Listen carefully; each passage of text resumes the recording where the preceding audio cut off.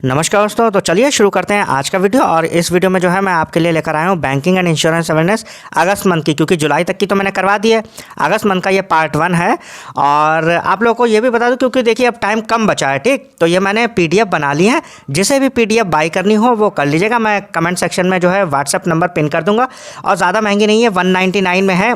ये आपको PDF banking की तो मिलेंगी ही, साथ में जो बाकी अदर PDF जो आपको चैनल पर दिख रही है वो भी आपको वो सब फ्री होंगी। ये केवल 199 में बैंकिंग और इंश्योरेंस अवेयरनेस और 2 मॉक, एक IPS क्लर्क का और एक SBI क्लर्क का, ये सब आपको 199 में मिलेगा। और बाकी जो PDFs हैं अवार्ड्स की, डिफेंस की, वो सारी फ्री होंगी, गवर्नमेंट स्कीम वगैरह की। केवल मैं चार्ज केवल ये बैंकिंग और इंश्योरेंस के लिए कर रहा हूँ। और 2 मॉक्स होंगे, एक IPS क्लर्क और IPS जो SBI क्लर्क है, ठीक है, उसके लिए 199 में। तो अगर आपको बाई करनी, क्योंकि देखिए वीडियो देखने में टाइम लगेगा, ये आपको भी पता है। अब आपके पास टाइम नहीं बचा, तो अगर आपको लगता है कि आप PDF जल्दी जल्दी आप पढ़ लोगे तो आप खरीद सकते हो, ठीक है। मैं मैसेज जो है अपना व्हाट्सएप नंबर जो है वो कमेंट सेक्शन में पिन कर दूंगा। शुरू करते हैं वीडियो और देखते हैं पहली न्यूज़। और अगर आप नए हो तो चैनल को सब्सक्राइब कर लीजिएगा, ठीक है, क्योंकि अभी बहुत सारा कंटेंट आना है। L&T Finance partnered with Google Pay to offer digital personal loans to eligible users, combining LTF's financial expertise with Google Pay's wide reach। तो L&T जो है उसने पार्टनरशिप कर ली है किसके साथ? गूगल पे के साथ, to offer digital personal loans, ठीक। तो वो क्या ऑफर करेंगे? डिजिटल पर्सनल लोन्स, किसे?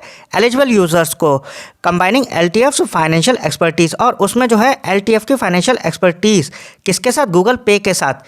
और ज़्यादा से ज़्यादा जो है वो अपनी रीच बढ़ाने का प्रयास करेंगे। तो क्वेश्चन ऐसे फॉर्म होगा कि जो LTF है, L&T फाइनेंस, उसने किसके साथ में जो है पार्टनरशिप करी है to provide digital offers loan, ठीक, डिजिटल पर्सनल लोन्स, ठीक। तो आप क्या कहोगे? गूगल पे। आपको कई सारे ऑप्शन दे रखे होंगे, आपको गूगल पे अपना आंसर मानना है। या फिर वो ऐसे ही पूछ सकते कि अभी रिसेंटली गूगल पे ने किसके साथ पार्टनरशिप करी है? तो आप क्या कहोगे? L&T फाइनेंस या फिर LTF, ठीक, to offer digital personal loan. याद रहेगा। तो L&T फाइनेंस ने गूगल पे के साथ पार्टनरशिप करी है to offer digital personal loans. फिर देख लेते हैं next. Rajiv Anand has been appointed as the new MD and CEO of IndusInd bank for a 3-year term. तो राजीव आनंद जी जो हैं उन्हें बना दिया गया MD and CEO किसका? इंडसइंड बैंक का, ठीक है, 3 साल के लिए, ठीक है। इनका कार्यकाल कितना रहेगा? 3 साल का। तो ऐसे क्वेश्चन पूछ सकते हैं कि रिसेंटली जो है इंडसइंड बैंक में MD and CEO के पद पे किसे अपॉइंट किया गया है? तो आप क्या कहोगे? राजीव आनंद। वो ऐसे भी पूछ सकते हैं कि राजीव आनंद जी को रिसेंटली किसी बैंक का MD and CEO बनाया गया है, उस बैंक का नाम क्या है? तो नीचे कई सारी बैंक्स होंगी और आपको इंडसइंड बैंक पे मारना है। या फिर वो ऐसे ही पूछ सकते हैं कि राजीव आनंद को इंडसइंड बैंक में कौन से पद पे अपॉइंट किया गया है, ठीक है। वो बिल्कुल घुमा सकते हैं क्वेश्चन कैसे भी, इसीलिए मैं सारे पर्सपेक्टिव आपको बताने की कोशिश करता हूँ। तो MD and CEO बनाया जाएगा राजीव आनंद जी को इंडसइंड बैंक में 3 साल के लिए, स्टार्टिंग अगस्त 2025 एंड एंडिंग 24 अगस्त 28। तो 25 अगस्त 2025 से 24 अगस्त 2028 तक के लिए इनका कार्यकाल रहेगा। He previously served as the deputy managing director at Axis bank. अगर पहले की बात करें इससे, तो वो कहाँ थे? एक्सिस बैंक में डेप्यूटी मैनेजिंग डायरेक्टर के पद पे। And has extensive experience in banking and financial service sector. और इनके पास कई बहुत बड़ा एक्सपीरियंस है बैंकिंग और फाइनेंशियल सर्विस सेक्टर में, ठीक। तो ये इससे पहले एक्सिस बैंक में थे डेप्यूटी मैनेजिंग डायरेक्टर, अब ये MD and CEO बन गए इंडसइंड बैंक में। कौन? राजीव आनंद जी। क्लियर है। वो पहले ये भी पूछ सकते हैं कि जो MD and CEO बनाए गए हैं इंडसइंड बैंक में, वो पहले कहाँ कार्यरत थे? तो आप क्या कहोगे? एक्सिस बैंक में डेप्यूटी मैनेजिंग डायरेक्टर। फिर देखते हैं next. एडाई imposed A 5 crore penalty on policy बाजार। तो अभी क्वेश्चन ऐसे बन सकता है कि पॉलिसी बाजार पे रिसेंटली किसने जो है पेनाल्टी लगाई है? तो आप क्या कहोगे? एडाई। देखिए जितने भी ये इंश्योरेंस सेक्टर की जितनी भी बॉडीज़ होती है ना, उन्हें कौन रेगुलेट करता है? एडाई, ठीक है, insurance regulatory and development authority of India. ध्यान रखिएगा, ठीक है। जैसे बैंक्स पे RBI लगाता है, वैसे इंश्योरेंस बॉडीज़ पे कौन लगाता है? एडाई। तो एडाई ने जो है पॉलिसी बाजार इंश्योरेंस ब्रोकर्स पे कितने की पेनाल्टी लगाई है? 5 करोड़ की, फॉर मल्टीपल वायलेशंस। बहुत सारी वायलेशंस इन लोगों ने करी हैं, इसीलिए including promoting biased and misleading product rankings. तो इन्होंने जो है बायस्ड और मिसलीडिंग प्रोडक्ट रैंकिंग दी है ऑन इट्स वेबसाइट, अपनी वेबसाइट पे, ठीक। Failing to map telemarketing sales, और फेल हो गए हैं मैप करने में telemarketing sales to authorised verifiers, ठीक, किसे? ऑथराइज्ड वेरीफायर्स को। And delays in remitting premiums to insurers, और डिले करा है कि प्रीमियम जो है इंश्योरर्स को वो रिमिट करने में, ठीक है। तो आपको ये याद रखना है। वो क्वेश्चन पता है कि क्या पूछेंगे? ये मैं बता रहा हूँ। वो क्वेश्चन ऐसे पूछेंगे कि रिसेंटली जो है एडाई ने किस पे अभी जो है 5 करोड़ की पेनाल्टी लगाई, तो आप याद रखिएगा पॉलिसी बाजार इंश्योरेंस ब्रोकर्स पे। और वो ऐसे पूछ सकते हैं पॉलिसी बाजार पे जो है कितने अमाउंट की पेनाल्टी लगाई गई है, तो आप क्या कहोगे 5 करोड़ की। वो पर्पस भी पूछ सकते हैं। तो आप याद रखिएगा कि इन्होंने जो है मल्टीपल वायलेशंस करी हैं किस चीज़ में, including promoting biased and misleading product ranking. तो जो मिसलीडिंग प्रोडक्ट रैंकिंग है और बायस्ड जो प्रोडक्ट रैंकिंग है वो दी है अपनी वेबसाइट पे। Failing to map telemarketing sales, ठीक है, और ये फेल कर गए हैं टू मैप टेलीमार्केटिंग सेल्स, ठीक, टेलीमार्केटिंग सेल्स को मैप करने में फेल हुए हैं टू ऑथराइज वेरीफायर्स, जो ऑथराइज वेरीफायर्स होते हैं उनको। And delay in remitting premiums, और डिले करा इन्होंने रेमिटिंग प्रीमियम्स किसे, इंश्योरर्स को, ठीक। तो ये ध्यान रखिएगा आप। और मैंने बता दिया है कि क्वेश्चन कैसे फ्रेम हो सकता है। फिर देख लेते हैं next. Power finance corporation PFC जो है signed A 150 million euro loan agreement with Germany's KfW, ठीक है। तो जो पीएफसी है पावर फाइनेंस कॉर्पोरेशन, उसने 150 मिलियन यूरो की, ठीक है, यूरो की 150 मिलियन यूरो की एक लोन एग्रीमेंट साइन की है जर्मनी की KfW के साथ, ठीक, to fund projects under India's revamped distribution sector scheme. किन प्रोजेक्ट को फंड करने के लिए, जो कि हो रहे हैं इंडिया के रीवैम्प्ड डिस्ट्रीब्यूशन सेक्टर स्कीम के अंतर्गत। कौन सी स्कीम, RDSS। तो क्वेश्चन ऐसे फ्रेम होगा कि पीएफसी ने रिसेंटली किसके साथ पार्टनरशिप करी है, जो RDSS है रीवैम्प्ड डिस्ट्रीब्यूशन सेक्टर स्कीम के अंतर्गत, वो किस जो है बड़ी बैंक के साथ या किस ऑर्गेनाइजेशन के साथ जो है लोन एग्रीमेंट साइन कर रहे हैं पावर फाइनेंस कॉर्पोरेशन। तो आप क्या कहोगे, KfW, ठीक है। ये इसका जो नाम है ये तो थोड़ा सा अजीब है, ये मत, आप KfW याद रखोगे, वहाँ पर KfW 100% दे रखा होगा, ठीक है। मैं कई बार मुझे पता है, तो वहाँ पर वो KfW ही देते हैं। और ये बस ये याद रखिए कि ये कहाँ की है एंटिटी, तो ये आप याद रखिएगा जर्मनी की है, ठीक।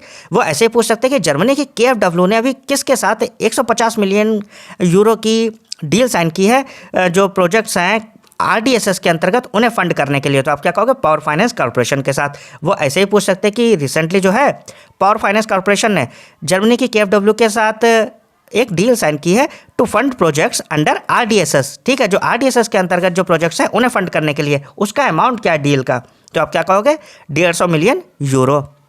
और स्कीम कौन सी है जिसके अंतर्गत ये फंड प्रोवाइड कराया जा रहा है, तो वो याद रखिएगा रीवैम्प्ड डिस्ट्रीब्यूशन सेक्टर स्कीम। सब कुछ याद रखना है। This agreement will finance projects aimed at improving the operational and financial efficiency of power distribution companies across India। और इस जो ये फाइनेंस प्रोवाइड कराया जा रहा है इस एग्रीमेंट के तहत, उसका पर्पस क्या है, to improve the operational and financial efficiency, ठीक है। तो ऑपरेशनल और फाइनेंशियल एफिशिएंसी को और ज़्यादा मजबूत करने के लिए किस सेक्टर में, पावर डिस्ट्रीब्यूशन, ठीक है, पावर डिस्ट्रीब्यूशन के क्षेत्र में जो है और ज़्यादा जो है ऑपरेशनल और फाइनेंशियल एफिशिएंसी के लिए, ठीक है। और ये किसके बीच में डील हो रही है, पीएफसी और KfW। KfW जो है वो जर्मनी की है, पीएफसी अपने इंडिया की है। आप ये याद रखिए कि पावर फाइनेंस कॉर्पोरेशन और जर्मनी की KfW के बीच में 150 मिलियन की यूरो की जो है डील साइन हो रही है। और ये प्रोजेक्ट फंड करेगी जो स्कीम है रीवैम्प्ड डिस्ट्रीब्यूशन सेक्टर स्कीम, इसके अंतर्गत, ठीक। फिर देखते हैं next. Axis bank introduce the lock FD feature. तो एक्सिस बैंक ने एक नया फीचर दिया है lock FD feature to protect fix deposit. किन चीज़ों को प्रोटेक्ट करने के लिए, बचाने के लिए, फिक्स डिपॉजिट्स को, ठीक है, from digital fraud. Digital fraud से जो फिक्स डिपॉजिट हैं उन्हें बचाने के लिए एक्सिस बैंक ने लॉक FD फीचर लॉन्च किया है by disabling premature closure through online channels like the mobile app and internet banking. इन चीज़ों में मत पढ़ो, आपको बस ये याद रखना है कि एक्सिस बैंक है उसने FD जो होती हैं फिक्स डिपॉजिट, उन्हें जो है डिजिटल फ्रॉड से बचाने के लिए एक नया फीचर लॉन्च किया है और उसका नाम है लॉक FD। तो क्वेश्चन ऐसे ही फ्रेम होगा कि लॉक FD किसने लॉन्च किया है, तो आप क्या कहोगे एक्सिस बैंक। वो ऐसे ही पूछ सकते हैं कि एक्सिस बैंक ने रिसेंटली FD को बचाने के लिए डिजिटल फ्रॉड से कौन सा नया फीचर लॉन्च किया, तो आप क्या कहोगे लॉक FD। नेक्स्ट है इंडियाज एक्सपोर्ट इंपोर्ट बैंक। तो इंडिया की जो एग्जिम बैंक है उसने डील साइन की है $40 मिलियन की क्रेडिट लाइन विद द इकोवैस बैंक, ठीक है, for investment and development, EBID के साथ, ठीक। तो ऐसे पूछ सकते हैं कि जो एग्जिम बैंक है इंडिया की, उसने 40 मिलियन की क्रेडिट लाइन जो है वो किसके साथ साइन की है, तो आप क्या कहोगे इकोवैस bank for investment and development, या फिर EBID भी दे रखा होगा, ठीक है। आपको दोनों नाम याद रखने हैं। To support infrastructure projection west Africa. Purpose क्या है इनका पर्पस है इंफ्रास्ट्रक्चर प्रोजेक्ट जो है वेस्ट अफ्रीका में उन्हें सपोर्ट करने के लिए, ठीक है। तो डील किसके किसके बीच में हुई है, एक्सिम बैंक जो कि एक्सपोर्ट इंपोर्ट बैंक भी कहलाती है, और इकोवैस bank for investment and development EBID, इन दोनों के बीच में $40 मिलियन की क्रेडिट लाइन जो है साइन की गई है, और ये सपोर्ट करेगी इंफ्रास्ट्रक्चर प्रोजेक्ट्स को। कहाँ? वेस्ट अफ्रीका में। The agreement is intended to boost trade. इस एग्रीमेंट का जो पर्पस है ना, जो ध्यान में रखी गई है, वो ट्रेड को बढ़ावा देना है by providing financing for Indian companies. जो इंडियन कंपनीज है उन्हें फाइनेंस प्रोवाइड कराएगी, exporting goods and services to Africa, और जो सामान होगा, गुड्स और सर्विसेज जो भी होंगी, वो अफ्रीका ले जाया जाएगा फॉर दीज प्रोजेक्ट्स, इस प्रोजेक्ट्स के लिए, ठीक है, इन जो भी प्रोजेक्ट हैं उनके लिए। तो ध्यान रखिएगा कि वो ऐसे पूछेंगे कि एक्सिम बैंक ने रिसेंटली किस बैंक के साथ $40 मिलियन की क्रेडिट लाइन अभी साइन की है, तो आप क्या कहोगे? EBID, इकोवैस bank for investment and development. वो ऐसे ही पूछ सकते हैं कि एक्सिम बैंक ने $40 मिलियन की EBID, इकोवैस बैंक फॉर इन्वेस्टमेंट डेवलपमेंट के साथ डील साइन की है, ये कहाँ की है? तो आपको याद रखना है कि ये वेस्ट अफ्रीका की है, ठीक है, वेस्ट अफ्रीका में ये है, और इसके साथ में ये डील साइन हुई है। The agreement is intended to boost trade, और ये जो डील हुई है, ये जो एग्रीमेंट हुआ है, ये ध्यान में रखा हुआ है कि जो ट्रेड है उसे और ज़्यादा बढ़ावा देंगे, ठीक है। इंडियन कंपनी जो है वहाँ पर उन्हें और ज़्यादा फाइनेंसिंग प्रोवाइड कराई जाएगी। ध्यान रखिएगा, एक्सिम बैंक, इकोवैस bank for investment and development, और अमाउंट है $40 मिलियन क्रेडिट लाइन, ठीक। फिर देख लेते हैं नेक्स्ट हमारे पास BOB launched A digital foreign exchange platform called BOB FX1 for its corporate and MSME customer. तो BOB जो है उसने लॉन्च किया है कि डिजिटल फॉरेन एक्सचेंज प्लेटफॉर्म, क्या? डिजिटल फॉरेन एक्सचेंज प्लेटफॉर्म, और इसका नाम क्या है? BOB FX1। तो वो BOB FX1 नहीं लिखेंगे, समझ में आ रहा है, वो डायरेक्ट FX1 लिखेंगे। तो वो कहेंगे कि रिसेंटली जो है एक digital foreign exchange platform launch किया गया FX1। ये किस बैंक ने लॉन्च किया है? तो आप क्या कहोगे? BOB ने। किसके लिए? For its corporate and MSME customer.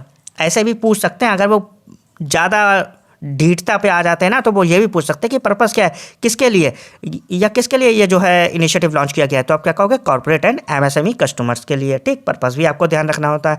तो BOB ने FX1 जो है एक digital foreign exchange platform launch किया है अपने कॉर्पोरेट और MSME कस्टमर्स के लिए। क्लियर है? अगर आप नए हो तो प्लीज़ चैनल को सब्सक्राइब कर लीजिएगा, क्योंकि 10,000 होते ही मैं मॉक्स भी लेकर आ जाऊंगा, ठीक है। जितनी जल्दी आप 10,000 करोगे तो फिर जो है मोटिवेशन मिलता है, समझ रहे हैं आप। और फिर देख लेते हैं next, Kotak Mahindra received a licence, ठीक। तो कोटक महिंद्रा जो है उसे लाइसेंस मिल गया, किससे? UAE की securities and commodities authority, SCA से, ठीक। तो कोटक महिंद्रा जो है उसे लाइसेंस मिल गया UAE की सिक्योरिटीज़ एंड कमोडिटीज़ अथॉरिटी, और जैसे अपने यहाँ से भी है, वहाँ पर UAE की क्या है? Securities and commodities authority to sell investment funds directly to retail investors. क्या सेल करने के लिए? इन्वेस्टमेंट फंड्स डायरेक्टली किसे? रिटेल इन्वेस्टर्स को। This makes the global arm of Kotak Mahindra the first Indian arm to be granted this approval, और इससे जो कोटक महिंद्रा है, उस जो ग्लोबल आर्म है उसकी ये सब्सिडरी कह सकते हो ना, तो ये पहली इंडियन फर्म है जो जिसे जो है ये कह सकते हो कि सुविधा मिली, या फिर उसकी जो एप्लीकेशन है वो ग्रांट कर ली गई है या अप्रूव हो गई है, allowing it to manage investment funds, जो मैनेज करेगी investment funds and offer portfolio management services in UAE, जो UAE में अपनी सर्विस प्रोवाइड करा सकती है, ठीक। तो अब फिर से मैं समझा देता हूँ कि हुआ क्या है। जो कोटक महिंद्रा है उसे लाइसेंस मिल गया है UAE की सिक्योरिटीज़ एंड कमोडिटीज़ अथॉरिटीज़ से, क्या करने के लिए? सेल करने के लिए इन्वेस्टमेंट फंड्स डायरेक्टली किसे? रिटेल इन्वेस्टर्स को। This makes the global arm of Kotak Mahindra, और इससे जो है global arm of Kotak Mahindra जो है वो पहली ऐसी इंडियन फर्म बन गई है जिसका अप्रूवल ग्रांट हुआ है, ठीक है, जिसे UAE ने जिसका अप्रूवल कर दिया है कि जो है वो अलाउ कर रही है कि वो मैनेज कर सकती है investment funds and offer portfolio management services, और वो पोर्टफोलियो मैनेजमेंट सर्विसेज जो है प्रोवाइड करा सकती है, कहाँ? UAE में। तो पहली ऐसी कौन सी कंपनी बनी है जिसे UAE की जो सिक्योरिटीज़ एंड कमोडिटीज़ अथॉरिटी से अप्रूवल मिला है इन्वेस्टमेंट फंड्स के लिए? तो आप क्या कहोगे? कोटक महिंद्रा, ठीक। याद रखिएगा। तो कोटक महिंद्रा, या फिर वो ऐसे ही पूछ सकते हैं कि रिसेंटली कोटक महिंद्रा को किस कंट्री की जो है सिक्योरिटीज़ एंड कमोडिटीज़ अथॉरिटी से अप्रूवल मिला है to sell investment funds directly to retail investors? तो आप क्या कहोगे? UAE की सिक्योरिटीज़ एंड कमोडिटीज़ अथॉरिटी, ठीक है। मैंने हर तरीके से क्वेश्चन बताने की कोशिश करी है कि कैसे वो बना सकते हैं।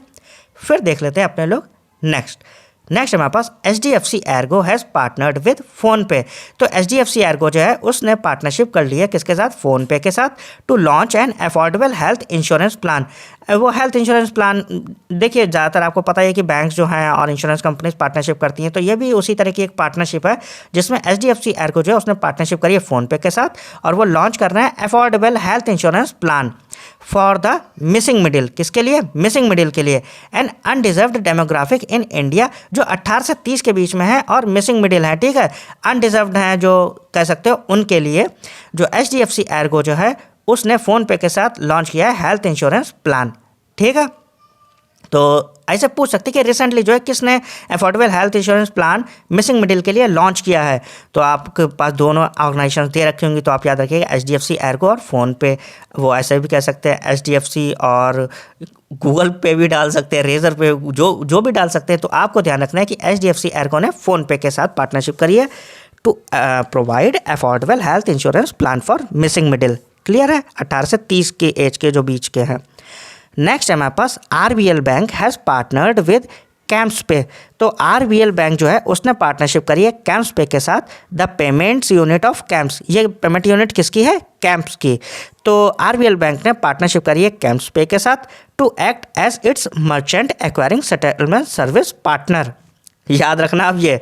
तो ऐसे पूछेंगे कि रिसेंटली जो RBL बैंक है उसने किसके साथ में पार्टनरशिप करी है, to act as a its merchant acquiring settlement service partner. ठीक, क्या, merchant acquiring settlement service partner for a new digital payment gateway. Clear. तो आपको याद रखना है कि RBL ने कैम्प्सपे के साथ पार्टनरशिप करी है, ठीक है, जो कि यूनिट है कैम्प्स की पेमेंट यूनिट्स, और इसमें जो है वो कैसे एक्ट करेगी, as a merchant acquiring settlement service partner. ठीक है, merchant acquiring settlement service partner. और ये पार्टनरशिप किसके किसके बीच हुई है, RBL की कैम्प्सपे के साथ। ठीक है, फिर देखते हैं नेक्स्ट हमारे पास टाटा AIA लॉन्च्ड शुभ शक्ति। ठीक, तो टाटा AIA ने लॉन्च किया है शुभ शक्ति। अब क्वेश्चन ऐसे ही बनेगा कि शुभ शक्ति किसने लॉन्च किया है, तो आप याद रखिएगा टाटा AIA ने लॉन्च किया है, और ये क्या है, टर्म इंश्योरेंस प्लान है स्पेसिफिकली डिज़ाइन फॉर वुमेन। अच्छा, तो ये वुमेन के लिए लॉन्च किया गया शुभ शक्ति। ठीक, तो याद रखिएगा कि रिसेंटली वो ऐसे पूछ सकते हैं कि शुभ शक्ति किसने लॉन्च किया है, तो आप क्या कहोगे, टाटा AIA। वो यही पूछ सकते हैं कि ये है क्या, तो आप याद रखिएगा ये टर्म इंश्योरेंस प्लान है वुमेन के लिए। ठीक है, स्पेसिफिकली डिज़ाइन किया गया है वुमेन्स के लिए। और women receive premiums that are approximately 15% lower than man. और इसमें जो प्रीमियम होगा वो 15% जो है मैन से कम होगा। तो कह सकते हो कि जब उन्हें फ़ायदा मिल रहा है तो वही ज़्यादा करेंगी इसमें। ठीक, तो ध्यान रखिएगा कि स्पेसिफिकली वुमेन्स के लिए डिज़ाइन किया गया और अप्रॉक्सीमेटली 15% लोअर प्रीमियम होगा मैन से। और ये टाटा AI ने लॉन्च किया है Shubh Shakti term insurance plan है। क्लियर।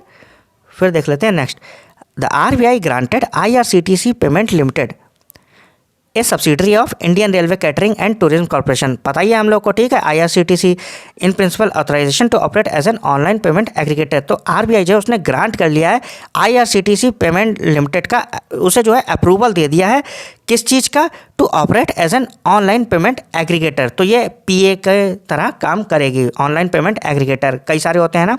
तो अब वो जो है वो ऐसे पूछेंगे कि जो IRCTC है ना उसकी कौन सी सब्सिडरी को, ठीक है, ध्यान रखिएगा, IRCTC की कौन सी सब्सिडरी को जो है RBI ने अप्रूवल दिया है to operate as an online payment aggregator. तो आप क्या कहोगे, IRCTC पेमेंट लिमिटेड। ठीक, तो ऐसे भी पूछ सकते हैं कि RBI ने रिसेंटली जो है IRCTC पेमेंट लिमिटेड को अप्रूवल दिया है to operate as a online payment aggregator. ये किसकी सब्सिडरी है, तो आप क्या कहोगे, IRCTC की। ठीक, Indian railway catering and tourism corporation की। वो ऐसे ही पूछ सकते हैं कि रिसेंटली जो है IRCTC जो है उसकी एक सब्सिडरी को RBI से एक अप्रूवल मिला है किस तरह से काम करने के लिए। तो ऑनलाइन PA होगा या ऑनलाइन पीस, बहुत सारे ऑप्शंस होते हैं, ध्यान रखिएगा।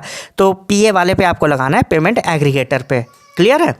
और फिर देख लेते हैं नेक्स्ट है हमारे पास Dalmia cement limited has recently approval ठीक है। तो उसे अप्रूवल मिल गया है किससे? कंपटीशन कमीशन ऑफ इंडिया से। जितने भी चीज़ें एक्वायर करते हैं उसके लिए हमें किससे अप्रूवल मिलता है? CCI से। ठीक, तो ध्यान रखिएगा, जो डालमिया सीमेंट है उसे अप्रूवल मिल गया CCI से to acquire Jaiprakash associates limited, JAL, याद रखिएगा। तो जो डालमिया सीमेंट है उसे अप्रूवल मिल गया है कंपटीशन कमीशन ऑफ इंडिया से क्या एक्वायर करने के लिए? Jaiprakash associates limited. ठीक, the acquisition is part of a corporate insolvency resolution process. और ये किसका पार्ट है? कॉर्पोरेट इंसॉल्वेंसी रिजोल्यूशन प्रोसेस का। ठीक, and will involve Dalmia cement acquiring 100% of जल्स एसेट। तो ये याद रखिएगा कि जो अप्रूवल मिला है ना डालमिया सीमेंट को जयप्रकाश एसोसिएट लिमिटेड को एक्वायर करने का, याद रखिएगा इसने 100% स्टेक एक्वायर कर लिया है। ठीक है, और ये किसका पार्ट है? Part of a corporate insolvency resolution process. ठीक है, इंसॉल्वेंसी रिजोल्यूशन प्रोसेस का हिस्सा है ये, जो कह सकते हैं एक्वायर किया है। और इसमें जो डालमिया सीमेंट है उसने 100% स्टेक एक्वायर कर लिया है जयप्रकाश एसोसिएट लिमिटेड का। ध्यान रखिएगा। फिर देख लेते हैं अपने लोग नेक्स्ट। तो नेक्स्ट न्यूज़ है आंट फिन, नीदरलैंड्स की। ठीक, Ant Fin holding an affiliate of Alibaba, affiliate जो है अलीबाबा से है, has fully exited Paytm's parent company. तो जो पेटीएम की पेरेंट कंपनी है 197 कम्युनिकेशन, उससे फुली एग्जिट कर लिया है। ठीक, by selling its entire 5.84 stake. तो हुआ क्या है, जो आंट फिन है जो कि एफिलिएट है अलीबाबा से, उसने फुली एग्जिट कर दिया है किससे? पेटीएम की जो पेरेंट कंपनी है 197 कम्युनिकेशंस, उससे। ठीक, और इसने जो अपना एंटायर स्टेक था 5.84% का वो बेच दिया है in block deals for approximately 3,803 crore में। तो क्वेश्चन ऐसे फॉर्म होगा कि रिसेंटली जो है किस कंपनी ने 197 कम्युनिकेशन से एग्जिट कर लिया है? तो आप क्या कहोगे? Ant Fin. वो ऐसे भी पूछ सकते हैं कि आंट फिन जो है उसने 197 से एग्जिट कर लिया है, ये किससे एफिलिएट है? तो आप क्या कहोगे? अलीबाबा से। वो ऐसे भी पूछ सकते हैं कि आंट फिन जो है उसने अपना कितने % स्टेक जो है 197 कम्युनिकेशंस में सेल किया है? तो आप क्या कहोगे? 5.84%। ठीक है, और अब पूरी तरीके से एग्जिट कर लिया है। वो ऐसे ही पूछ सकते हैं कि आंट फिन जो है उसने 5.84% स्टेक जो है 197 कम्युनिकेशन में सेल कर दिया है, कितने में? ठीक, वो अमाउंट भी पूछ सकते हैं।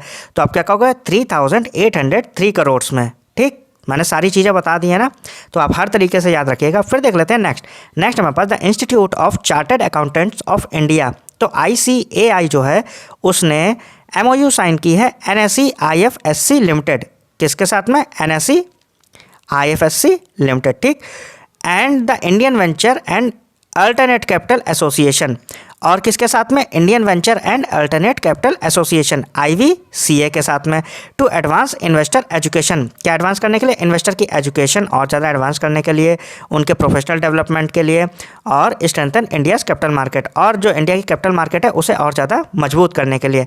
तो आप याद रखिएगा किसके किसके बीच में MOU हुई है।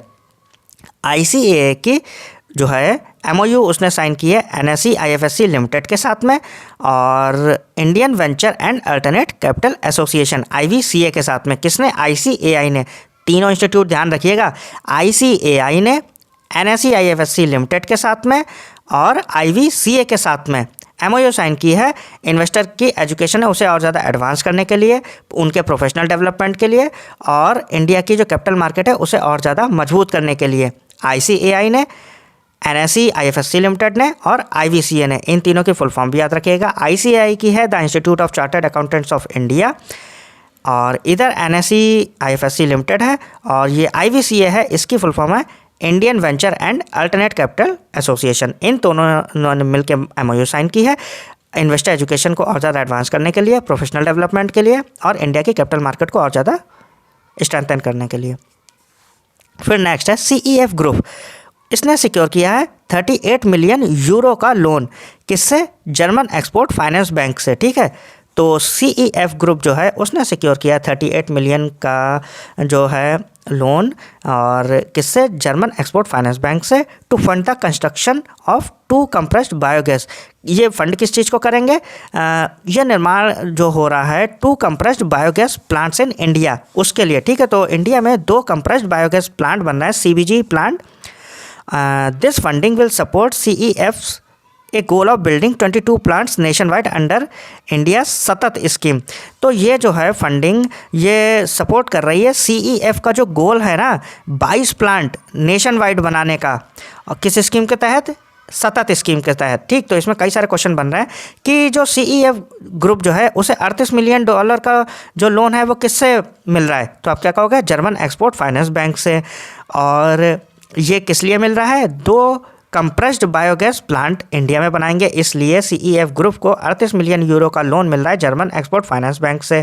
ठीक है, this funding will support CEF गोल, और ये फंडिंग जो है वो सपोर्ट कर रही है CEF का गोल है 22 प्लांट बनाने का नेशन वाइड। ठीक है, किस स्कीम के तहत? सतत स्कीम के तहत। ठीक, तो वो ऐसे पूछ सकते हैं कि CEF को 38 मिलियन लोन मिला है किस बैंक से? जर्मन एक्सपोर्ट फाइनेंस बैंक से। किस लिए? 2 कंप्रेस्ड बायोगैस प्लांट बनाने के लिए। ठीक, और ये जो फंडिंग है ये किस चीज़ को पर्पस पूरा कर रही है? CEF का जो गोल है 22 प्लांट नेशन वाइड पूरे देश में बनाने का, किस स्कीम के तहत? सतत स्कीम के तहत। ठीक, वो यही पूछ सकते हैं कि CEF का ये जो गोल है 22 प्लांट बनाने का वो किस स्कीम के तहत है? कौन सी स्कीम? सतत स्कीम। और फिर है next, AU small finance bank made history as the first bank in 11 years to receive RBI's approval to become a universal bank. तो AU स्मॉल फाइनेंस बैंक है उसने इतिहास रच दिया है as the first bank in 11 सालों में पहली बैंक है जिसे RBI का अप्रूवल मिला है यूनिवर्सल बैंक बनने का। किसे? AU स्मॉल फाइनेंस बैंक को। कितने सालों में? 11 सालों में। ये पहली बैंक है, इसने इतिहास रच दिया है। यूनिवर्सल बैंक का जो है लाइसेंस इसे मिल गया है। This status enable it to offer retail and corporate banking. Retail और कॉर्पोरेट बैंकिंग के लिए अब ये एलिजिबल हो गई है। Expand into potential global operations, और ये ग्लोबल ऑपरेशंस भी कर सकते हैं। And provide a wider product suite, और अलग अलग तरह के वाइडर प्रोडक्ट सूट भी ये प्रोवाइड करा सकती है। तो ध्यान रखिएगा, AU स्मॉल फाइनेंस बैंक को यूनिवर्सल बैंक का दर्जा मिल गया है RBI से, और ये 11 सालों में पहली बार इसे मिला है। तो ये इतिहास रच दिया इसने। और फिर देख लेते हैं अपने लोग नेक्स्ट। तो देख लेते हैं next news. SBI reported A 12.5% year-on-year jump in its standard net profit for the first quarter of financial year 2025-26। तो जो 26 फाइनेंशियल ईयर का जो पहला क्वार्टर है उसमें SBI ने रिपोर्ट की है 12.5% की ईयर-ऑन-ईयर की जंप या फिर ग्रोथ। और ये जो जो प्रॉफिट पहुंचा है, नेट प्रॉफिट, वो पहुंच कितना गया है? 19,160 करोड़। ठीक है, अगर पिछले साल की तुलना में हम कंपेयर करेंगे तो ये कितने की ग्रोथ है? 12.5% ईयर की। किसकी? SBI की नेट प्रॉफिट। ठीक, फर्स्ट क्वार्टर में, फर्स्ट क्वार्टर जो होता है उसमें। ठीक है, तो ये कितनी है? 12.5% की ग्रोथ। तो वो पूछ सकते हैं कि SBI के जो फर्स्ट क्वार्टर है फाइनेंशियल ईयर 26 का, उसमें ग्रोथ कितनी है ईयर ऑन ईयर? तो आप क्या कहो? 12.5%। अगर वो पूछे कितने की है नेट प्रॉफिट अमाउंट में, तो आप क्या कहोगे? 19,160 करोड़। फिर देख लेते हैं next. Choice AMC received final approval from the SEBI. तो चॉइस जो एसेट मैनेजमेंट कंपनी है उसे अप्रूवल मिल गया है सेबी से to operate as an asset management company. ठीक, तो चॉइस को सेबी से अप्रूवल मिल गया है कि वो ऑपरेट कर सकती है एसेट मैनेजमेंट कंपनी की तरह। तो क्वेश्चन ऐसे बनेगा कि रिसेंटली कौन सी कंपनी को एसेट मैनेजमेंट कंपनी का दर्जा मिल गया है सेबी से? तो आप क्या कहोगे? चॉइस। कई सारे ऑप्शंस दे रखे होंगे। ठीक, या फिर वो अगर कॉम्प्लिकेटेड करेंगे क्वेश्चन तो वो ऐसे कह देंगे कि चॉइस को रिसेंटली किस एंटिटी का दर्जा मिला है सेबी से? AMC दे रखा होगा, NBFC दे रखा होगा, SFB दे रखा होगा। ठीक, तो कई सारे ऑप्शन होंगे, आपको याद रखना है कि वो एसेट मैनेजमेंट कंपनी बनी है। क्लियर है? The company a subsidiary of Choice international, और ये सब्सिडरी किसकी? चॉइस इंटरनेशनल लिमिटेड की। Plans to start with passive investment products like index fund and ETFs। ठीक, तो आपको ये याद रखना है कि चॉइस को सेबी से एसेट मैनेजमेंट कंपनी का दर्जा मिल गया है। फिर देख लेते हैं next. RBI has remove the prior approval requirement for banks to open special rupee vostro accounts.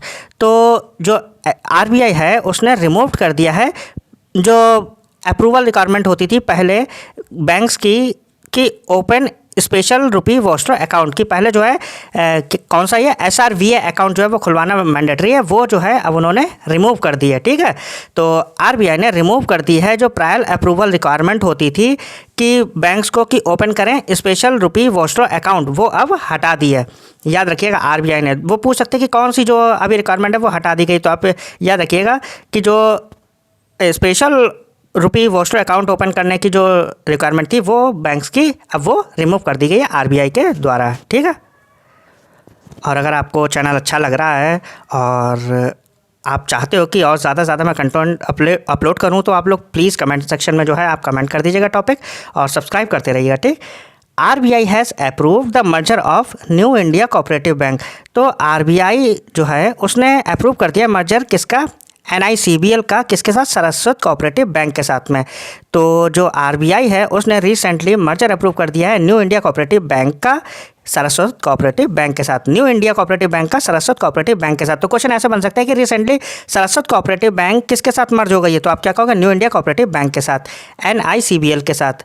Means Saraswat bank has assumed all of NICBL assets, liabilities and customers, consequently all NICBL branches now operate as a Saraswat bank. तो जो अब सारी जो NICBL की branches है वो operate कैसे करेंगी, सरस्वत बैंक की ब्रांच। ठीक है, उसके हिसाब से। ठीक है, तो जो कह सकते हो कि NICBL का सरस्वत कोऑपरेटिव बैंक के साथ में मर्जर हो गया है, और अब जो है सरस्वत बैंक वो जो है उसके अंडर में आ गई सारी चीज़ें। ठीक, कौन सी, NICBL की, न्यू इंडिया कोऑपरेटिव बैंक के सरस्वत कोऑपरेटिव बैंक के साथ मर्जर हो गया है। फिर देख लेते हैं next, SEBI renewed its recognition of Multi Commodity Exchange Clearing Corporation Limited as a clearing corporation for 3 years। तो SEBI जो है उसने रिन्यू कर दी है अपनी इट्स रिकॉग्निशन ऑफ जो MCX CCL है उसे कैसे, as a clearing corporation for 3 years। कब से, 31 जुलाई 2025 से 30 जुलाई 2028 तक। तो MCX CCL is a wholly owned subsidiary of, तो जो MCX CCL है ना वो सब्सिडरी है किसकी, multi commodity exchange of India, MCX की। ठीक, तो MCX CCL जो है वो होली ऑन सब्सिडरी किसकी है, MCX की, multi commodity exchange of India. तो SEBI ने रिन्यू कर दिया है recognition of multi commodity exchange clearing corporation limited as a clearing corporation for 3 years। ठीक है, कैसे, क्लियरिंग कॉरपोरेशन से रिन्यू कर दिया उसकी, ठीक है, रिकॉग्निशन कर दी है। और ये कब से कब तक के लिए है, वो ड्यूरेशन पूछ सकते हैं। ठीक है, वो ऐसे पूछेंगे ना कि जो अभी रिसेंटली MCX CCL है उसे एज ए क्लियरिंग कॉरपोरेशन जो है रिकॉग्निशन मिल गई है, कितने साल के लिए, ड्यूरेशन पूछेंगे वो। तो आप क्या कहोगे, 31 जुलाई 2025 से 30 जुलाई 2028 तक के लिए, 3 साल के लिए। ठीक है, और जो MCX CCL है वो होली ऑन सब्सिडरी है किसकी, MCX की, याद रखिएगा, मल्टी कमोडिटी एक्सचेंज की। क्वेश्चन कैसे भी पूछ सकते हैं कि MCX CCL किसकी सब्सिडरी है, तो आप क्या कहोगे, MCX की है। उसे जो रिकॉग्निशन मिली है वो कितनी ड्यूरेशन की मिली है, 31 जुलाई 2025 से 30 जुलाई 2028 तक के लिए। क्लियर। फिर देख लेते हैं अपने लोग next, the PFRDA launched it's updated new website. तो PFRDA जो है उसने लॉन्च करी है अपनी updated new website under the PFRDA connect initiative. तो PFRDA कनेक्ट इनिशिएटिव के तहत PFRDA ने अपनी एक अपडेटेड न्यू वेबसाइट लॉन्च करी है। The new site is design to enhance digital engagement by improving transparency. तो ट्रांसपेरेंसी को इम्प्रूव करने के बाद जो उन्होंने डिज़ाइन की है, डिजिटल इंगेजमेंट ज़्यादा से ज़्यादा हो वहाँ पर। ठीक है, रश ज़्यादा से ज़्यादा हो, efficiency and accessibility in the pension. तो पेंशन सेक्टर में और ज़्यादा बढ़ावे के लिए उन्होंने अपनी न्यू वेबसाइट लॉन्च करी है, अपडेटेड। ठीक है, और ये किस इनिशिएटिव के अंतर्गत है ये याद रखिएगा, PFRDA कनेक्ट। ठीक, फिर देखते हैं next, ADME Insurance Brokers acquired UIB Insurance Brokers Private Limited, the Indian operations of UK based UIB Group। तो ADME Insurance Brokers जो है उसने एक्वायर कर लिया UIB Insurance Brokers India को। ठीक, the Indian operation of UK based UIB group. तो आप याद रखिएगा कि जो ADME इंश्योरेंस ब्रोकर्स है उसने एक्वायर कर लिया है UIB इंश्योरेंस ब्रोकर्स, जो इंडिया के ऑपरेशन कंट्रोल करती थी उसे किसने, ADME इंश्योरेंस ब्रोकर ने। ठीक, किसे एक्वायर किया, UIB इंश्योरेंस ब्रोकर्स, इंडिया के जो ऑपरेशंस हैंडल करती थी उस एंटिटी को। ठीक, तो याद रखिएगा, वो ऐसे पूछ सकते हैं कि UIB इंश्योरेंस ब्रोकर्स को किसने एक्वायर किया रिसेंटली, तो ADME इंश्योरेंस ब्रोकर्स ने। क्लियर, इंडिया के जो ऑपरेशंस UIB जो हैंडल करती थी उसे ADME इंश्योरेंस ब्रोकर्स ने एक्वायर कर लिया है। फिर है IDFC first bank and IndiGo have launched a new co branded credit card called the IndiGo IDFC first dual credit card. तो IDFC फर्स्ट बैंक और इंडिगो, आपसे देखो अब क्रेडिट कार्ड का नाम तो वो देखने में ही पता चल रहा है, ठीक है। तो वो ऐसे पूछें कि रिसेंटली IDFC फर्स्ट बैंक ने किस एंटिटी के साथ मिलके IDFC first dual credit card launch किया है, तो अब वहाँ पर आप फंस जाओगे। तो वहाँ पर याद रखना है आपको कि इंडिगो के साथ मिलके, ठीक। तो IDFC फर्स्ट बैंक ने इंडिगो के साथ मिलके Indigo IDFC first dual credit card launch किया है। It is available in both unsecured and FD based version. तो ये दोनों अनसिक्योर्ड और FD बेस्ड वर्जन में अवेलेबल है and issues both A master card, और ये दोनों को इशू करता है मास्टर कार्ड और रुपए क्रेडिट कार्ड को, रुपए कार्ड को under a single application to provide wider acceptance and flexibility. हाँ, तो वाइडर एक्सेप्टेंस के लिए, फ्लेक्सिबिलिटी के लिए जो है दोनों पर अवेलेबल है। और ये याद रखिएगा कि IDFC फर्स्ट बैंक ने इंडिगो के साथ मिलके, किसके साथ? इंडिगो के साथ मिलके, याद रखिएगा। तो IDFC ने फर्स्ट बैंक ने इंडिगो के साथ मिलके Indigo IDFC first dual credit card launch किया है। आपको ऐसे ही पूछ सकते हैं कि इंडिगो ने किस बैंक के साथ मिलके जो है डुअल क्रेडिट कार्ड लॉन्च किया है, तो इंडिगो ने IDFC फर्स्ट बैंक के साथ मिलके लॉन्च किया है। वो घुमा सकते हैं कैसे भी क्वेश्चन। नेक्स्ट है ICICI Lombard has partnered with Mahindra finance. तो ICICI लॉम्बार्ड ने महिंद्रा फाइनेंस के साथ पार्टनरशिप करी है to distribute motor insurance product leveraging Mahindra finance extensive network. तो महिंद्रा फाइनेंस का जो एक्सटेंसिव नेटवर्क है उसका यूज़ करके रूरल और सेमी अर्बन एरियाज़ में ICICI लॉम्बार्ड इंश्योरेंस सॉल्यूशन बेचेंगे। किसकी मदद से? महिंद्रा फाइनेंस की। तो ऐसे पूछा जाए कि रिसेंटली कौन सी इंश्योरेंस कंपनी ने महिंद्रा फाइनेंस के साथ पार्टनरशिप करी है, तो जो है रूरल और सेमी अर्बन एरियाज़ में इंश्योरेंस को बढ़ावा देने के लिए। तो आपके पास ऑप्शंस कई सारे होंगे, ICICI लॉम्बार्ड, HDFC के एर्गो होगा, या फिर कोई से भी ऑप्शन होंगे। तो आपको याद रखना है कि ICICI लॉम्बार्ड के महिंद्रा फाइनेंस के साथ पार्टनरशिप की गई है इंश्योरेंस को और ज़्यादा बढ़ावा देने के लिए, ठीक है। ICICI लॉम्बार्ड की महिंद्रा फाइनेंस के साथ। फिर देख लेते हैं नेक्स्ट है IDFC first bank has partnered with SingX, ठीक। तो IDFC फर्स्ट बैंक ने सिंग एक्स के साथ पार्टनरशिप करी है to launch remit first to India, ठीक। क्या लॉन्च करने के लिए? Remit first to India. याद रखिएगा, बढ़िया क्वेश्चन है कि IDFC फर्स्ट बैंक ने सिंग एक्स के साथ मिलके remit first to India initiative launch किया है। ये एक डिजिटल प्लेटफॉर्म है फॉर NRIs, ठीक है, non resident Indians, to send money to India quickly, जिससे कि इंडिया में जल्दी से जल्दी पैसा भेजा जा सके securely and with zero transfer fees, और ज़ीरो ट्रांसफ़र फीस के साथ, ठीक। तो ये किसके साथ हुआ है? IDFC फर्स्ट बैंक का सिंग एक्स के साथ to launch remit first to India initiative, ठीक। ये डिजिटल प्लेटफॉर्म किसके लिए? NRIs के लिए। तो क्वेश्चन पूछा है कि रिसेंटली सिंग एक्स के साथ कौन सी बैंक ने पार्टनरशिप करी है NRIs को जो है मनी ट्रांसफ़र के लिए, जो है to send money to India quickly, ठीक है, NRIs को हेल्प करने के लिए, ठीक। तो आप क्या कहोगे? IDFC ने सिंग एक्स के साथ लॉन्च किया है remit first to India. Initiative का नाम भी याद रखना है, remit first to India. IDFC first bank ने सिंग एक्स के साथ मिलके, ठीक है, NRIs को मदद करने के लिए। और फिर देख लेते हैं नेक्स्ट हमारे पास IFC हैज़ इन्वेस्टेड $150 मिलियन, ठीक है, as an anchor investment in HDFC capital. तो IFC जो है इंटरनेशनल फाइनेंस कॉरपोरेशन, उसने 150 मिलियन जो है एंकर इन्वेस्टमेंट के रूप में HDFC कैपिटल में इन्वेस्ट किए हैं, ठीक। Capitals 1 billion H dream fund, किसमें? HDFC कैपिटल के 1 बिलियन एच ड्रीम फंड में, which aims to finance green, affordable and mid income housing projects across India. जो कि कर क्या रहा है? जो फाइनेंस प्रोवाइड करा रहा है green, affordable, mid income housing projects के लिए, ठीक है। तो IFC इंटरनेशनल फाइनेंस कॉरपोरेशन, जो कि वर्ल्ड बैंक ग्रुप की है, उसने $150 मिलियन जो है वो HDFC कैपिटल के $1 बिलियन एच ड्रीम फंड में प्रोवाइड कराए हैं। तो ऐसे पूछा है कि HDFC कैपिटल के 1 बिलियन एच ड्रीम फंड में किसने 150 million as an anchor investment invest किए हैं? तो आपके पास IFC होगा, NDB होगा, ADB होगा, कई सारे होंगे। तो आपको याद रखना है कि IFC ने 150 मिलियन जो है HDFC कैपिटल के 1 बिलियन एच ड्रीम फंड में 150 मिलियन प्रोवाइड कराए एंकर इन्वेस्टमेंट के रूप में। क्लियर? समझ में आ गया? फिर देख लेते हैं नेक्स्ट हमारे पास DSP mutual fund has announce the launch of the DSP Nifty 500 flexi cap quality 30 ETF, India's first flexi cap exchange traded fund. तो क्वेश्चन ऐसा बन सकता है कि इंडिया का पहला फ्लेक्सी कैप ETF किसने लॉन्च किया है?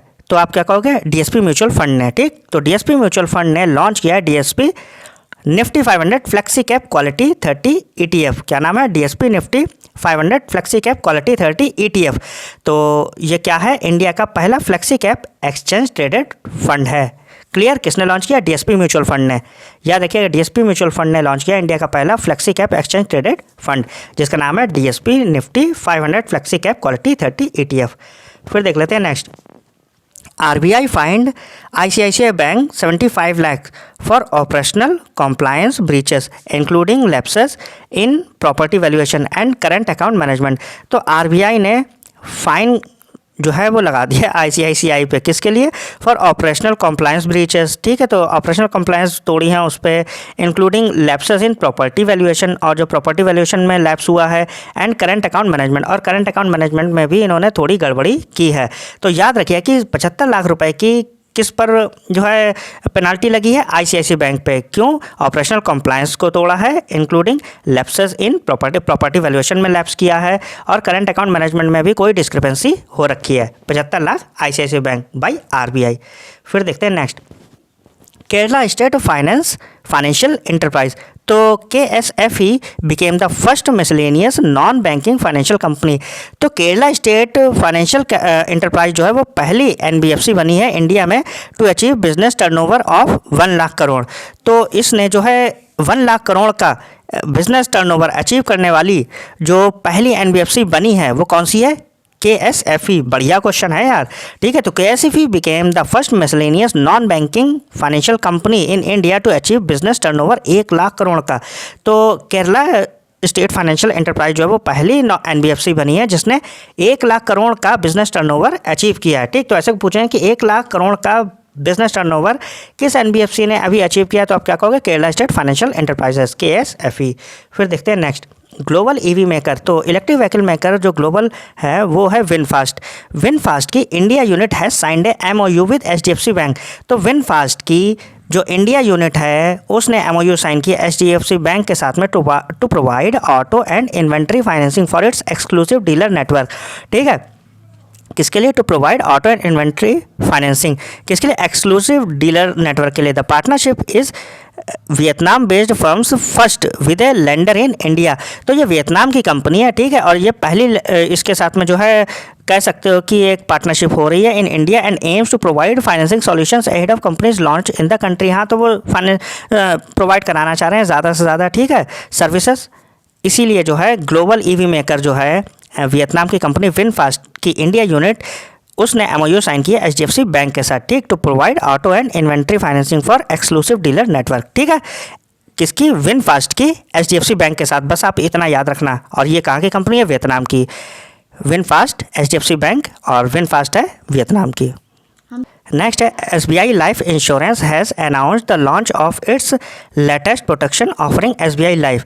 तो SBI लाइफ इंश्योरेंस जो है उसने अनाउंस कर दिया है launch of its latest protection offering SBI life smart shield plus.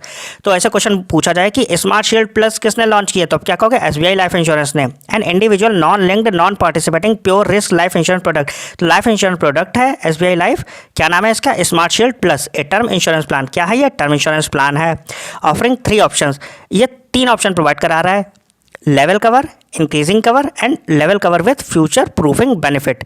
तो याद रखिएगा, आपको बस इतना याद करना है कि ये 3 कवर प्रोवाइड करा रहा है। ठीक है, कौन कौन से 3 ऑप्शन है, लेवल कवर है, इंक्रीजिंग कवर है और level cover with future proofing benefit. ठीक, और ये प्रोवाइड कौन करा रहा है, SBI लाइफ। ठीक, तो SBI लाइफ इंश्योरेंस ने एक नया अपना कह सकते हो इनिशिएटिव, कह सकते हो अपने प्रोडक्ट लॉन्च किया है और इसका नाम क्या है, smart shield plus. Smart shield plus किसने लॉन्च किया है, SBI लाइफ ने।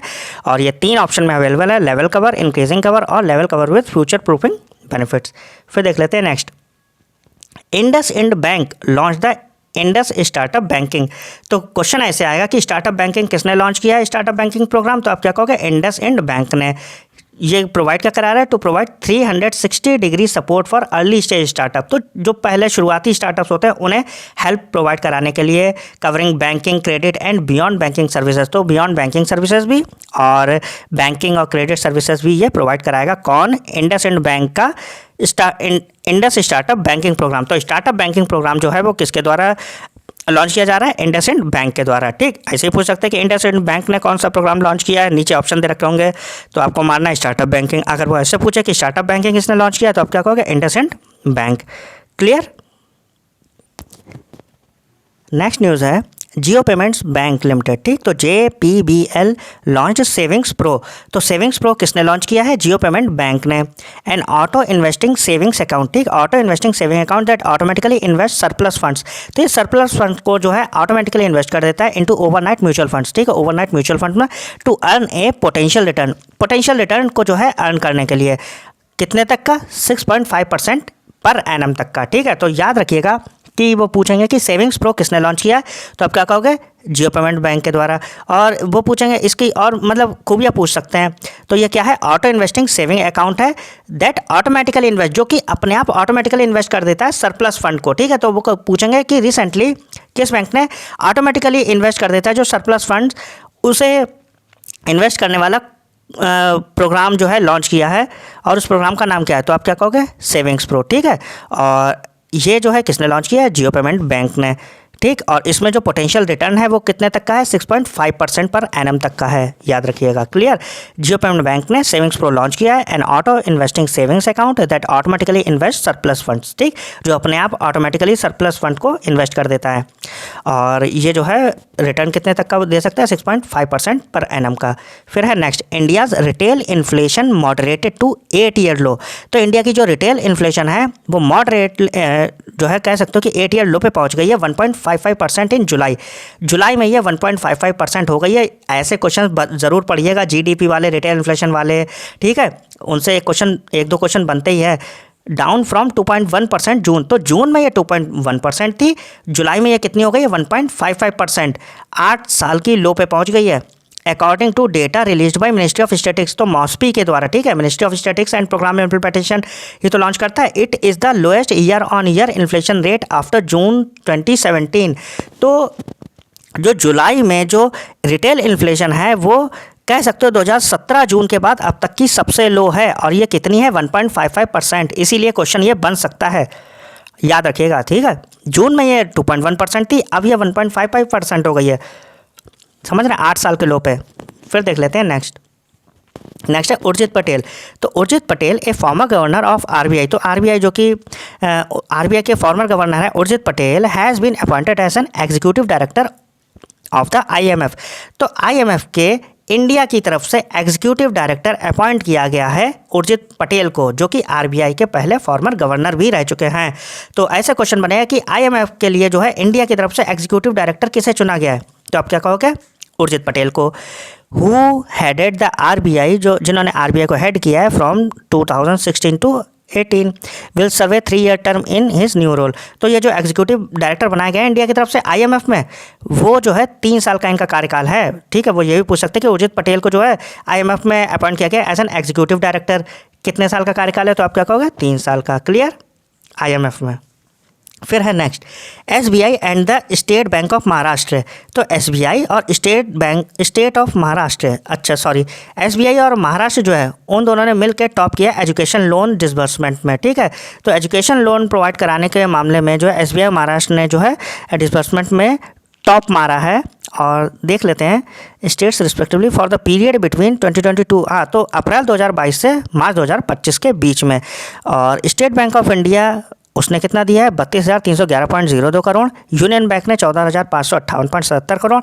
आपको ये याद रखना है कि SBI ने कितना दिया है। ठीक है, दूसरे नंबर की बैंक वो पूछ सकते हैं, यूनियन बैंक है। आपको ये याद रखना है कि SBI महाराष्ट्र ने टॉप मारा है लोन डिसबर्समेंट में, और SBI ने जो लोन दिया है वो 2022 से 25 में 32,311.02 करोड़ रुपए का। ठीक है, SBI ने टॉप मारा है लोन डिसबर्समेंट में, याद रखिएगा। फिर देख लेते हैं नेक्स्ट हमारे पास PFC। ठीक है, तो पावर फाइनेंस कॉर्पोरेशन और Japan bank for international corporation JBIC दोनों फेमस हैं। तो पावर फाइनेंस कॉर्पोरेशन और JBIC ने एक लोन एग्रीमेंट साइन किया है 3,500 करोड़ रुपए का to finance clean energy projects in India. तो क्लीन एनर्जी प्रोजेक्ट्स को फाइनेंस करने के लिए PFC ने JBIC के साथ पार्टनरशिप करी है। The funds will support projects like bamboo based bioethanol plant, लो एथनॉल आ गया तो ये याद रखना कि bamboo based bioethanol plant Assam में and are part of larger initiative to strengthen economic ties between India and Japan and advance sustainable development। तो याद रखिए कि PFC ने JBIC के साथ पार्टनरशिप करके एक लोन एग्रीमेंट साइन किया जो कि 3,500 करोड़ रुपए का है और ये फाइनेंस करेंगे क्लीन एनर्जी प्रोजेक्ट्स में। ठीक है, the funds will support projects like bamboo based bioethanol plant. तो असम में एक बैम्बू बेस्ड बायोइथेनॉल प्लांट है वो लॉन्च किया जा रहा है, उसमें ये फंड करेंगे and are part of larger initiative, और ये बड़े इनिशिएटिव का भी हिस्सा है। ठीक है, ये जो लोन एग्रीमेंट साइन हुआ है इकोनॉमिक टाइज हुए हैं इंडिया और जापान के बीच में। ठीक है, सस्टेनेबल डेवलपमेंट के लिए। ठीक, पर्पस ऑफ द लोन का पर्पस क्या है? The agreement is for financing clean energy projects in India. ठीक है, वो बायोइथेनॉल प्लांट भी है और लार्जर इनिशिएटिव के लिए भी लिया जा रहा है। और अमाउंट कितना है? ये 3,500 करोड़ रुपए में अगर बात करें, अगर येन में बात करें जैसे जापान में हम लोग को पता है तो वहाँ 60 बिलियन येन है। ठीक, तो दोनों अमाउंट आप याद रख सकते हो, 60 बिलियन येन या फिर 3,500 करोड़ रुपए। पावर फाइनेंस कॉर्पोरेशन और JBIC के बीच में लोन एग्रीमेंट हुआ है to provide finance in clear energy projects in India. Bioethanol plant भी है एक बैम्बू बेस्ड। ठीक है, कहाँ? आसाम में। फिर देख लेते हैं नेक्स्ट हमारे पास RBI has announced the foreign investors. हाँ, तो RBI जो है उसने अनाउंस कर दिया कि foreign investors can now invest surplus funds. तो वो जो है अपना सरप्लस फंड इन्वेस्ट कर सकते हैं फ्रॉम देयर वोस्टर अकाउंट्स। किसके सहायता से? वोस्टर अकाउंट से। कहाँ? सेंट्रल गवर्नमेंट सिक्योरिटी में। Clear? This move aims to boost the internalisation of the Indian rupee. तो अपने रुपए का अंतर्राष्ट्रीयकरण करना। ठीक है, इंटरनेशनलाइजेशन करने के लिए जो है RBI ने एक सुविधा प्रोवाइड कराई है कि फॉरेन इन्वेस्टर्स जो है ना वो अपना इन्वेस्ट कर सकते हैं सरप्लस फंड। किससे? अपने वॉस्टर अकाउंट से। किसमें? सेंट्रल गवर्नमेंट सिक्योरिटीज़ में। ठीक, और ये रुपए को और ज़्यादा कह सकते हो इंटरनेशनलाइजेशन करने के लिए करवा रहे हैं। वोस्टर अकाउंट्स क्या होते हैं? Are typically held by domestic bank. ठीक है, ये किसके द्वारा रखे जाते हैं, होल्ड कह सकते हो पावर होती है डोमेस्टिक बैंक। किसके बिहाफ पे? फॉरेन बैंक के बिहाफ पे। इन विच ट्रेडिंग पार्टनर्स, जिसमें होता क्या है कि जो ट्रेडिंग पार्टनर्स हैं can hold rupee dominated balance. इसमें जो बैलेंस होता है वो किस करेंसी में होता है? रुपी डोमिनेटेड। ठीक है, इमर्जिंग फ्रॉम ट्रेड ट्रांजैक्शन, जो भी ट्रांजैक्शन हो रहा होता है, ट्रेड का ट्रांजैक्शन हो रहा होता है, उसका जो बैलेंस है वो किस में होता है? रुपीज़ में। क्लियर? और फिर देख लेते हैं अपने लोग नेक्स्ट है हमारे पास यूनिटी बैंक एंड भारत पे। तो यूनिटी बैंक और भारत पे इन दोनों ने पार्टनरशिप करी है to launch India's first credit card. तो यूनिटी बैंक और भारत पे इन दोनों ने पार्टनरशिप करी है और लॉन्च किया है इंडिया का first credit card that is primarily driven by equated monthly instalments. ठीक है, EMI ड्रिवन है ये। किसके द्वारा लॉन्च किया गया? यूनिटी बैंक और भारत पे। ठीक, तो यूनिटी बैंक और भारत पे ने दोनों ने मिलकर इंडिया का पहला क्रेडिट कार्ड लॉन्च किया है जो कि EMI ड्रिवन है। ठीक, तो क्वेश्चन ऐसे पूछ सकते हैं कि EMI ड्रिवन जो क्रेडिट कार्ड है वो किसने लॉन्च किया है? तो आप क्या कहोगे? यूनिटी बैंक और भारत पे ने। The unity bank BharatPe credit card is built on RuPay network. और ये किस पर बिल्ट किया गया है? रुपे नेटवर्क पे। Can be link to UPI, और ये UPI से भी लिंक किया जा सकता है। And allows users to pay in full to convert spends into EMIs, और ये 12 मंथ की EMI में कन्वर्ट किया जा सकता है। ठीक है, तो आपको याद रखना है कि यूनिटी बैंक और भारत पे ने मिलके इंडिया का पहला EMI based credit card launch किया है, यूनिटी बैंक और भारत पे।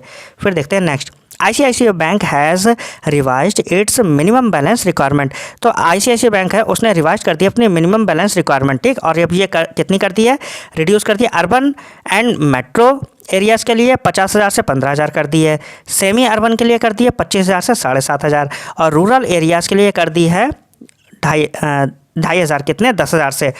तीनों याद रखिएगा। तो ICICI बैंक ने जो मिनिमम एवरेज बैलेंस रिक्वायरमेंट होती है वो रिड्यूस कर दी है। अर्बन और मेट्रो के लिए कर दी है 50,000 से 15,000, सेमी अर्बन के लिए 25,000 से 7,500, और रूरल एरियाज़ के लिए ये कर दी है 10,000 से 2,500। क्लियर है? फिर देख लेते हैं next, a recent EY Ernst and young, पता ही हमें फेमस है, कितना फेमस है। तो EY की जो रिपोर्ट आई है उसमें वो कह रहे हैं कि India is projected to become the world's second largest economy. तो EY Ernst and Young report जो है इसके मुताबिक जो है इंडिया जो है वर्ल्ड की दूसरी लार्जेस्ट इकोनॉमी बन जाएगा। कब तक? 2038 तक। बढ़िया है, वो पूछ सकते हैं कि रिसेंटली कौन सी रिपोर्ट के अकॉर्डिंग जो है इंडिया जो है दूसरी largest economy, second largest economy बनने वाला है 2038 तक। तो आप क्या कहोगे? EY के अकॉर्डिंग। ठीक, with a GDP of 34.2 trillion, और GDP कितनी हो जाएगी? $34.2 ट्रिलियन की in purchasing power parity terms. The report also project, और रिपोर्ट ये भी बताती है कि India's economy to reach 20.7 trillion in PPP by 2030। और ये 20.7 डॉलर तक कब ट्रिलियन डॉलर तक कब तक पहुँच जाएगी? 2030 तक पहुँच जाएगी। Driven by strong fundamentals like favourable demographics and structure of reforms. तो उसका चक्कर मत पड़ो, आप ये याद रखना कि EY रिपोर्ट आई है, उसके मुताबिक जो है इंडिया वर्ल्ड की दूसरी इकोनॉमी बन जाएगा 2038 तक, और GDP पहुंच जाएगी 34.2 ट्रिलियन डॉलर तक पी के टर्म्स में। और ये भी बता रही है ये रिपोर्ट कि 2030 तक ये इकोनॉमी पहुंच जाएगी 20.7 ट्रिलियन डॉलर। क्लियर है? फिर देखते हैं नेक्स्ट है हमारे पास Aditya Birla capital digital limited. तो ABCDL a wholly owned subsidiary of ABCL। तो ये ABCL की subsidiary Aditya Birla capital digital limited has received in principal authorisation. तो इसे ऑथराइजेशन मिल गया है RBI से to operate as a online payment aggregator. बढ़िया है, सही है। तो Aditya Birla capital digital limited जो है ABCDL जो कि सब्सिडरी है ABCL की, उसे इन प्रिंसिपल ऑथराइजेशन मिल गया RBI से। कैसे काम करेगी? ऑनलाइन पेमेंट एग्रीगेटर के रूप में। क्लियर है? और देखिए यही था आपका सेशन पहला। और अगर आपको अच्छा लगा तो आप लोग प्लीज़ सब्सक्राइब करिए, और अगर आपको और भी कोई सेशन चाहिए है किसी पर्टिकुलर तो आप बता दीजिएगा। मिलते हैं नेक्स्ट वीडियो में। Thank you.